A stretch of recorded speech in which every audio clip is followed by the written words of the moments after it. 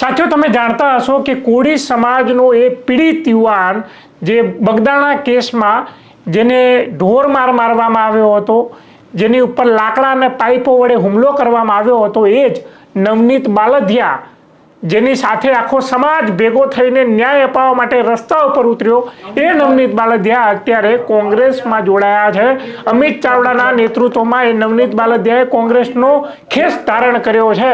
શા માટે કોંગ્રેસે એ નવનીત બાલદિયાને કોંગ્રેસનો ખેસ પહેરાવ્યો અને શા માટે એ નવનીત બાલદિયા કોંગ્રેસમાં જોડાયા, વિગતવાર ચર્ચા કરીએ। નમસ્કાર, ક્રાંતિમાર્ગથી હું વિમિત કુમાર।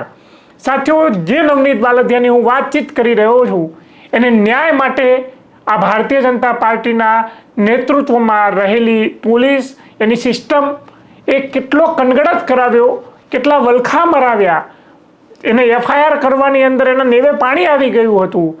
આખો સમાજ, કોળી સમાજ એ નવનીત બાલદિયાની વહારે આવ્યો, રસ્તા ઉપર ઉતર્યો। ત્યારબાદ એને ન્યાય મળવા માટે SITની રચના થઈ। એટલે એ ભાજપમાં તો જવાના નહોતા નવનીતભાઈ બાલદિયા, એટલે કોંગ્રેસનો ખેસ ધારણ કરીને એ કદાચ આવનારા દિવસોની અંદર એ ભાજપ ઉપર પ્રહાર કરી શકે છે અથવા તો એમના વિરોધીઓ પર પ્રહાર કરી શકે છે। એટલે કોંગ્રેસનું પ્લેટફોર્મ એ નવનીત બાલદિયાને મળ્યું, એટલે ક્યાંય ને ક્યાંય નવનીત બાલદિયા એ કોંગ્રેસમાં ગયા છે। અને કોંગ્રેસે શા માટે એમને જોડ્યા? કારણ કે કોંગ્રેસ પણ એ સાબિત કરવા માંગે છે કે એ પીડિતોની વહારે છે, એ કોળી સમાજની વહારે છે। અમિત ચાવડા એ સફળ થયા છે નવનીત બાલદિયાને કોંગ્રેસમાં જોડવા માટે, એમની કન્વિન્સિંગ પાવરનો એમને ઉપયોગ કર્યો છે।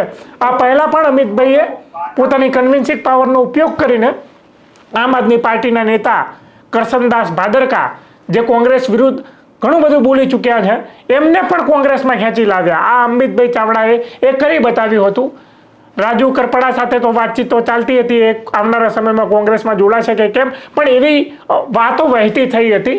થોડા સમય પહેલાં પણ, 2-4 દિવસ પહેલાં પણ વિશ્વ હિન્દુ પરિષદના વડોદરાના કંઈ પ્રમુખ એમને પણ જોડાયા, જે કોંગ્રેસની વિચારધારા સાથે તાલમેલ જ નહીં ખાતી એવા લોકોને પણ અત્યારે કોંગ્રેસમાં જોડવામાં સફળ થયા છે અમિતભાઈ ચાવડા।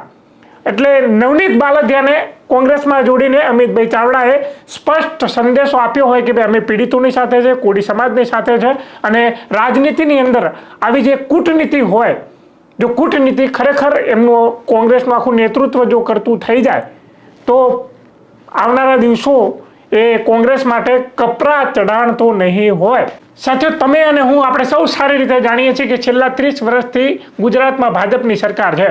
એટલે ભાજપ એ બીજા લોકોને, બીજી પાર્ટીના નેતાઓને અથવા સામાજિક કાર્યકર્તાઓને ભાજપમાં જોડે તો એમાં બહુ નવાઈની વાત નથી।